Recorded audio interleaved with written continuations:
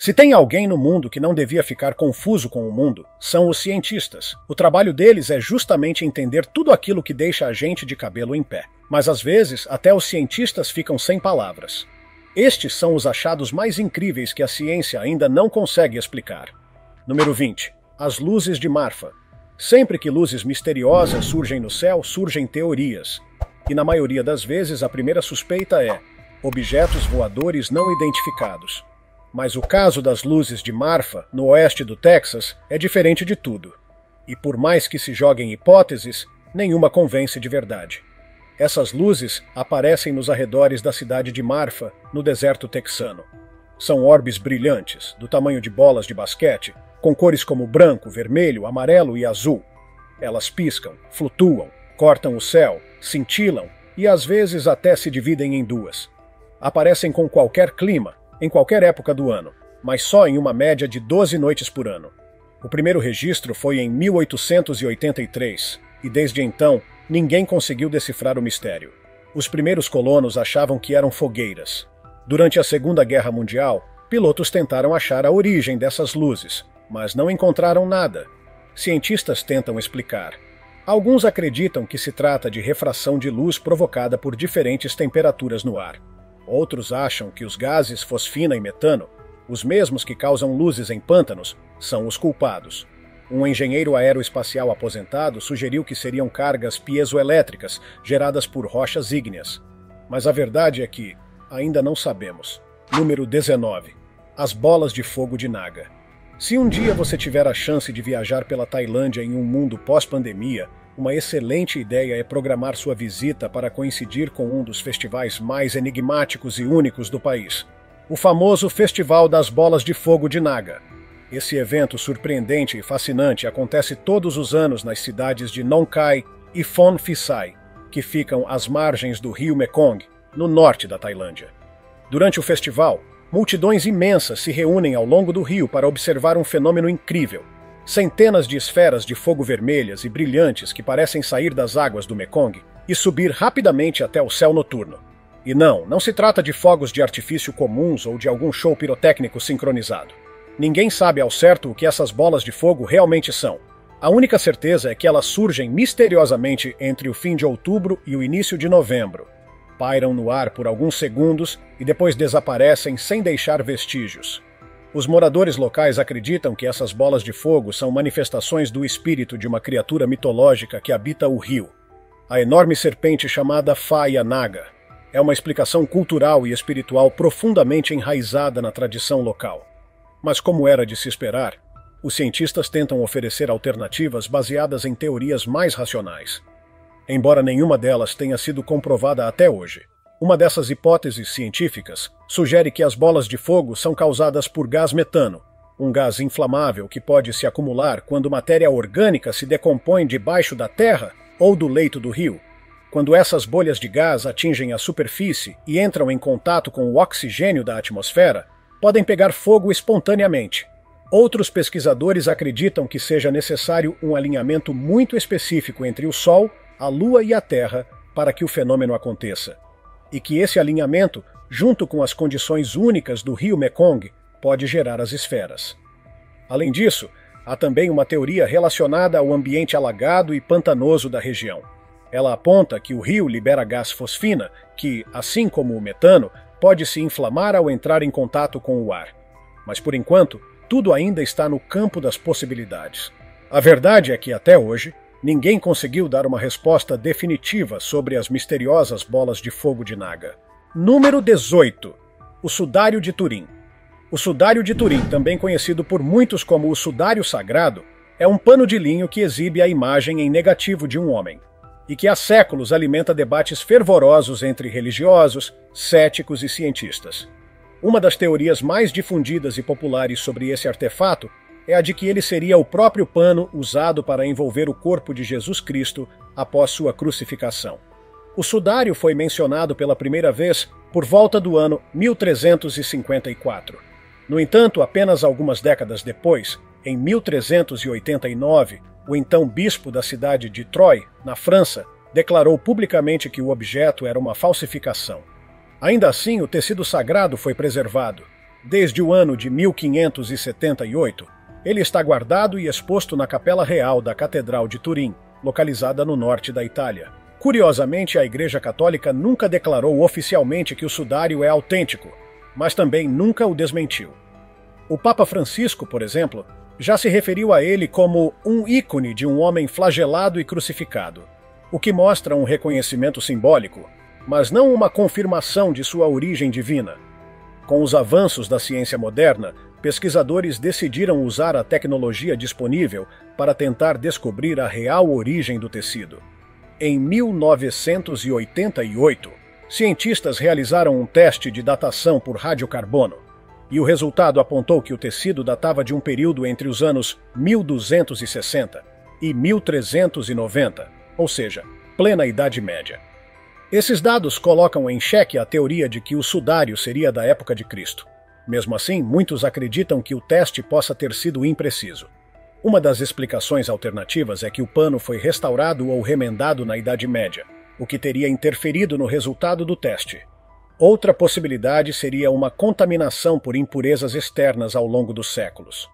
O fato é que, até hoje, esse simples pedaço de tecido continua sendo motivo de intensa controvérsia e debate entre cientistas, teólogos, historiadores e o público em geral. Um enigma sagrado que permanece sem solução. Número 17. Os Hobbits da Ilha de Flores. Em 2003, uma descoberta arqueológica revolucionária ocorreu em uma caverna na Ilha de Flores, na Indonésia. Pesquisadores encontraram os ossos de uma espécie humana até então desconhecida, batizada de Homo floresiensis e apelidada de Hobbit, devido ao seu tamanho reduzido. Desde o primeiro momento, os cientistas ficaram completamente intrigados com a estrutura corporal dessa espécie. Os fósseis levantaram diversas dúvidas que ainda não foram totalmente respondidas. Será que se trata de uma nova espécie humana? Ou seriam apenas humanos comuns com alguma condição genética desconhecida? Além dessas perguntas, ninguém entende ao certo como esse grupo humano chegou à ilha. Isso porque Flores é uma ilha isolada, e é difícil imaginar que uma população inteira tenha conseguido atravessar mares abertos naquela época. Os restos mais completos encontrados pertenciam a um único indivíduo e incluíam parte do crânio, um ombro, ossos do braço e do antebraço, punhos, quase metade da pelvis, coxa, perna e pé. No ano seguinte, escavações revelaram ainda mais ossos, dessa vez de outro indivíduo, incluindo fragmentos de mandíbula, membros e até ossos de uma criança. A análise dos fósseis mostra um corpo com cérebro pequeno, dentes grandes, pernas curtas e braços longos, lembrando em parte a anatomia de um chimpanzé. Segundo os especialistas, esses hobbits teriam vivido entre 100 mil e 60 mil anos atrás. Ainda assim, a ciência não conseguiu classificá-los com certeza. Alguns estudiosos acham que podem ser descendentes diretos do Homo habilis. Outros acreditam que são uma espécie completamente nova. A única certeza, por enquanto, é que ainda temos muito a descobrir sobre essa população misteriosa que viveu em uma ilha remota por milhares de anos. Número 16. Os Círculos de Fadas da Namíbia. No meio do deserto africano, mais precisamente no sul da África, existe um fenômeno natural que há décadas tira o sono de pesquisadores do mundo todo: os chamados Círculos de Fadas da Namíbia.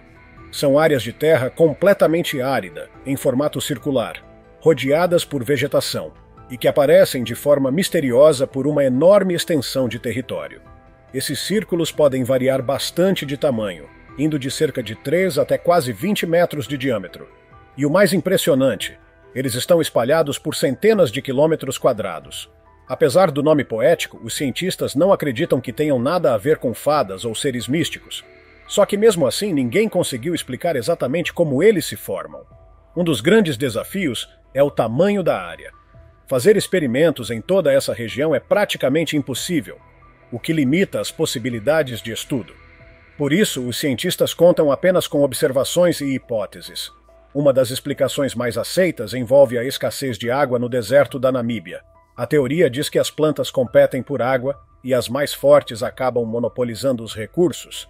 Isso impede que outras cresçam por perto, formando uma zona morta bem no centro, o que resultaria nesses círculos perfeitos. Mas há uma outra pista intrigante. Sob cada círculo de fada, há uma colônia de cupins. Esses insetos vivem cavando túneis e destruindo a vegetação ao redor enquanto buscam alimento. Conforme diferentes colônias brigam por território, criam entre si áreas neutras, justamente os espaços sem vegetação, ou seja, os famosos círculos. Apesar dessas ideias, nenhuma delas foi confirmada com certeza. Ou seja, os círculos de fadas continuam sendo um dos maiores mistérios naturais da África. Número 15. Um dedo gigante no Egito. Quando somos crianças, ouvimos muitas histórias sobre gigantes. Seres humanos enormes que aparecem em lendas e contos populares. A maioria das pessoas cresce e entende que isso é apenas fantasia. Mas e se não for? Em 1988, o pesquisador suíço Gregor Spurry viajou ao Egito e tirou uma foto de algo inacreditável. Um dedo mumificado, com quase 40 centímetros de comprimento. Segundo ele, o dedo pertencia a um homem que fazia parte de uma antiga dinastia de saqueadores de tumbas. Gregor teria pago uma quantia em dinheiro para poder ver o artefato de perto e tirar algumas fotos. A imagem mostra claramente um dedo enorme, ressecado e aparentemente humano. Se for autêntico, o dono desse dedo teria mais de 5 metros de altura, o que o classificaria como um verdadeiro gigante. Spurry levou a imagem a diversos museus e especialistas, mas todos rejeitaram sua autenticidade. Ele afirma que os cientistas disseram que o dedo não se encaixa em nenhuma teoria aceita pela ciência moderna. Ainda assim, ele não desistiu da ideia. Na tentativa de sustentar sua descoberta, Spurry citou um antigo historiador romano chamado Joséfo Flávio. Em um de seus relatos do ano 79 d.C., ele menciona uma raça de gigantes que teria vivido durante o reinado do rei Josué no século 12 a.C. Segundo ele, esses gigantes tinham corpos enormes, vozes potentes como rugidos de leão e rostos diferentes dos humanos. Apesar disso, a ciência atual continua firme em dizer que seres humanos com mais de 6 metros de altura não existem, e provavelmente nunca existiram. Mas a imagem do dedo está aí e a dúvida permanece. Será que os gigantes eram mais do que lenda? Número 14. Göbekli Tepe. Quase todo mundo já ouviu falar de Stonehenge, aquele famoso círculo de pedras com mais de 6.000 anos de idade. Mas e Göbekli Tepe? Esse sítio arqueológico descoberto na Turquia nos anos 1990 é ainda mais antigo e muito mais misterioso. Ele tem cerca de 11.000 anos, o que o tornaria o local construído por humanos mais antigo do mundo. E o mais louco, ninguém sabe exatamente para que servia. O que sabemos é que os construtores da Idade da Pedra ergueram pilares de pedra com até 20 toneladas e os organizaram em círculos. Alguns têm mais de 5 metros de altura e trazem entalhes de escorpiões, abutres, raposas, javalis e outros animais. Alguns pilares têm braços humanos entalhados, o que leva especialistas a acreditarem que suas partes superiores representam cabeças humanas. Com base nos achados, os cientistas acreditam que o local perdeu importância no começo do 8º milênio, antes de Cristo, e foi propositalmente coberto com ferramentas, vasos de pedra e fragmentos de calcário, em vez de ser simplesmente abandonado à ação do tempo. Número 13. O Cubo de Salzburgo. Também chamado de Ferro de Vaux ou Cubo de Salzburgo, esse artefato antigo continua sendo um enorme mistério. Afinal, o que ele é? Ele foi descoberto em 1885 por um trabalhador da usina de ferro de Schandorf, na Áustria, enquanto quebrava um bloco de lignita com 20 milhões de anos. No ano seguinte, o engenheiro de Minas Adolf Görl relatou o objeto à Sociedade de História Natural de Bonn. Segundo ele, o cubo era feito de ferro, coberto por uma camada de ferrugem e com densidade de 7,75.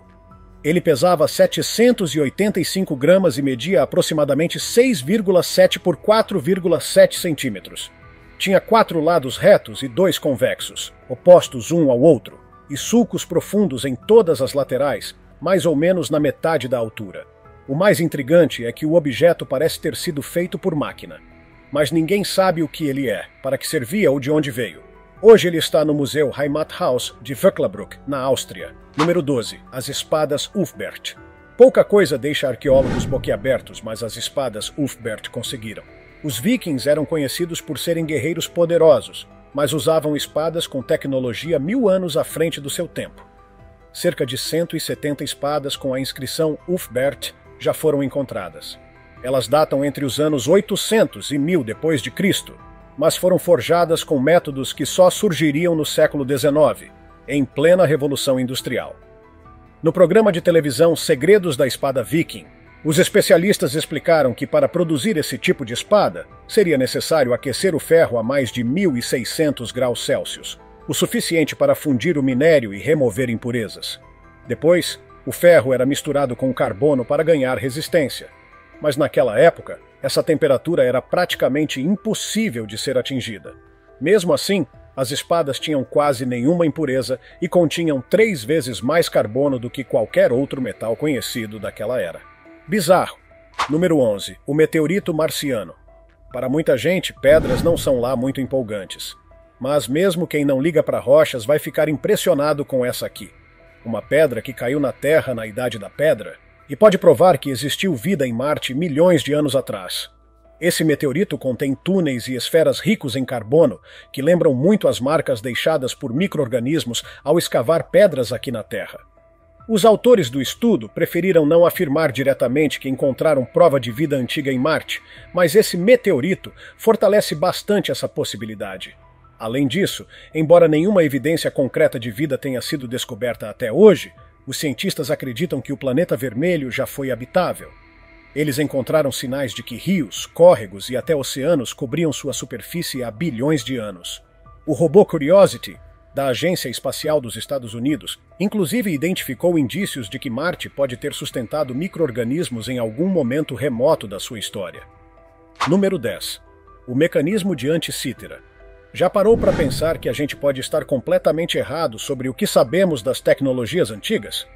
Às vezes achamos que algo foi inventado numa época, mas pode ter surgido muito antes. Esse é o caso do mecanismo de Anticítera, considerado o computador mais antigo do mundo. Esse dispositivo de mais de 2.000 anos foi encontrado num naufrágio romano, em 1901, na Grécia.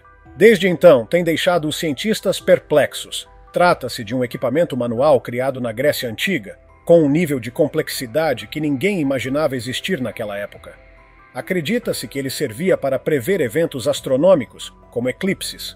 Possui engrenagens complexas, mas como foi encontrado incompleto, os pesquisadores recriaram sua estrutura usando modelagem tridimensional.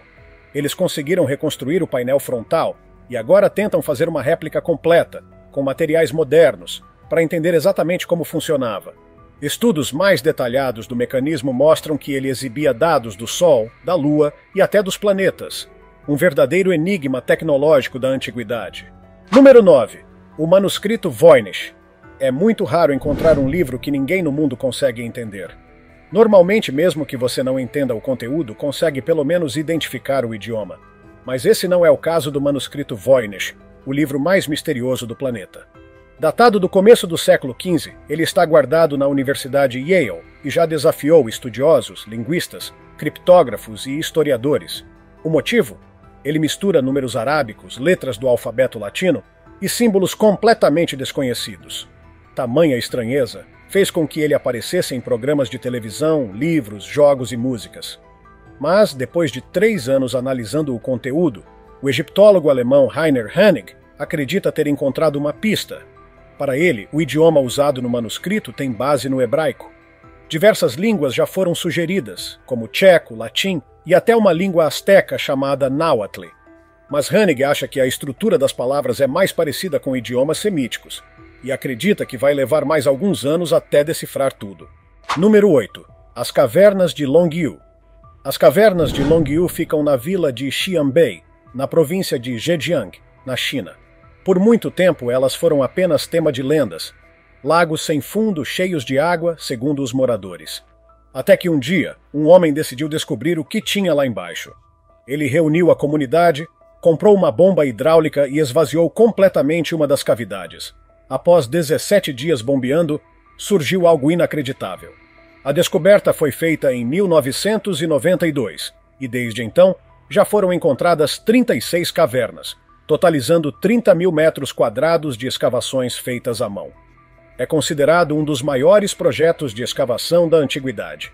E o mais maluco, não existe nenhum documento histórico sobre elas. Todas as cavernas foram escavadas em rocha sedimentar, com divisões internas, relevos nas paredes, pontes, canais e até piscinas. Acredita-se que foram feitas por uma civilização desconhecida, Mas a pergunta que não quer calar: como isso foi feito? Estima-se que seria necessário remover mais de 1 milhão de metros cúbicos de rocha. Isso levaria 1.000 pessoas trabalhando sem parar por 6 anos, dia e noite. Número 7. O Muro de Kat Shebib. Muros são construídos por muitos motivos, mas o de Kat Shebib, na Jordânia, é um grande mistério. Com cerca de 150 quilômetros de extensão, é o maior sítio arqueológico linear do país, e ninguém sabe ao certo por que foi construído. Foi identificado pela primeira vez em 1948 pelo diplomata britânico Sir Alec Kirkbride. Desde então vem sendo estudado por cientistas, arqueólogos e antropólogos. Não se sabe exatamente quando ele foi erguido, mas acredita-se que data da Idade do Ferro ou do período nabateu. Provavelmente foi construído por povos beduínos seminômades que viviam da agricultura e da criação de animais no deserto. Segundo pesquisadores, ele não parece ter tido função militar. O muro, feito de pedras e materiais naturais, tem cerca de 1,5 metros de altura. A hipótese mais aceita é que ele servia para dividir terras e organizar áreas de cultivo. Número 6. O ídolo de Shigir. A cada dia a gente descobre algo novo sobre o ídolo de Shigir, a escultura em madeira mais antiga do mundo, e ela é bem mais velha do que se imaginava. No começo achavam que tinha cerca de 500 anos. Depois passaram para 11.600 anos. Agora, os cientistas acham que pode ser ainda mais antiga. O ídolo de Shigir é uma espécie de tótem com 2,70 metros de altura, composto por 10 partes, com rostos humanos e formas geométricas entalhadas. Foi encontrado por garimpeiros em 1890, num pântano de turfa nos Montes Urais, na Rússia. Hoje está exposto no Museu Regional de Sverdlovsk. Só em 1997, o objeto foi datado por carbono, aproximadamente 9.500 anos. Mas testes mais avançados realizados em 2018, na parte interna da madeira, revelaram que o ídolo tem 11.600 anos e ainda pode ser mais antigo. Um estudo publicado na revista Quaternary International sugere que ele pode ter até 900 anos a mais, o que o tornaria 2 vezes mais velho que as pirâmides do Egito e Stonehenge. Número 5. As esferas de Dikis, na Costa Rica. Um dos aspectos mais frustrantes sobre certos artefatos antigos é não saber para que eles serviam.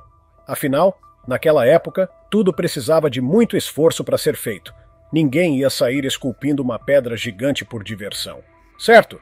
Na década de 1930, trabalhadores da empresa United Fruit estavam limpando terrenos no Vale de Dikis, na Costa Rica, quando encontraram diversas esferas de pedra enterradas. Eram muitas, e todas muito redondas. Redondas demais para serem naturais. Algumas têm mais de 2 metros de diâmetro e pesam até 16 toneladas. São feitas de pedra maciça e foram claramente moldadas por seres humanos. Mas o motivo é um completo mistério. O arqueólogo John Hoops, da Universidade do Kansas, acredita que elas foram feitas a partir de rochas arredondadas, esculpidas com técnicas como abrasão, martelamento e fraturamento. Ele também acredita que elas foram criadas por uma civilização já extinta que viveu entre os anos 700 e 1530 da nossa era. Hoje, muitas dessas esferas viraram enfeites de jardim na Costa Rica. 6 delas estão em exibição no pátio do Museu Nacional do país, em San José. Número 4. A Cidade Perdida de Atlântida. O filósofo grego Platão foi o primeiro a falar sobre Atlântida há mais de 2.300 anos. E até hoje essa cidade perdida é um dos maiores mistérios da humanidade. Segundo ele, Atlântida teria existido 9.000 anos antes do seu tempo e desaparecido subitamente. A grande pergunta é, onde ela foi parar? Alguns estudos sugerem que a cidade teria sido engolida pelo mar após um terremoto ou tsunami. Se estiver mesmo perto do Estreito de Gibraltar, então estaria em algum ponto do Oceano Atlântico. Outros acreditam que possa estar no Mar Mediterrâneo, perto da costa da Espanha. E há até quem diga que estaria sob o gelo da Antártida. Hoje, muitos cientistas acreditam que Atlântida possa estar entre as águas da Espanha e do Marrocos. Mas por que tanta gente quer encontrar essa cidade? Porque, de acordo com as histórias, ela era próspera, autossuficiente e muito avançada. Produzia alimentos, criava animais, erguia construções impressionantes e usava metais raros como o oricalco, semelhante ao latão. Seria o maior achado da história, se existir mesmo. Número 3. Stonehenge. É impossível falar de descobertas misteriosas sem citar Stonehenge. Mesmo quem não liga para a história já ouviu falar desse círculo de pedras gigantes, um dos monumentos pré-históricos mais famosos do mundo. Sabemos que foi construído em etapas. A primeira parte do monumento surgiu há cerca de 5.000 anos. O círculo principal de pedras por volta de 2.500, antes de Cristo, no final do período Neolítico. Já os túmulos ao redor vieram na Idade do Bronze. As estruturas mais antigas, porém, são buracos com postes de pinho, semelhantes a totens, construídos entre 8.500 e 7.000 a.C., durante o período Mesolítico. Não sabemos se eles têm relação direta com as pedras atuais. Depois veio um fosso circular por volta de 3.000 a.C., com 2 anéis e 56 buracos chamados de Aubrey Holes, mas ninguém sabe o que foi colocado neles. Alguns acham que eram postes de madeira, outros pedras, ou seja, Stonehenge ainda tem muitos segredos. Número 2. Luzes de terremoto. Luzes misteriosas no céu são registradas há séculos, mas existe um tipo bem específico que a ciência ainda não conseguiu explicar. As chamadas luzes de terremoto.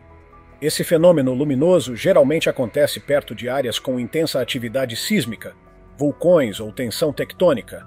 Ninguém sabe exatamente o que causa essas luzes, nem mesmo se são sempre o mesmo tipo de fenômeno. Um dos primeiros relatos está no Nihon Sandai Jitsuroku, um livro japonês que cita luzes no céu durante o terremoto de Sanriku, no ano 869. As luzes apareceram enquanto o tremor acontecia, mas não antes ou depois.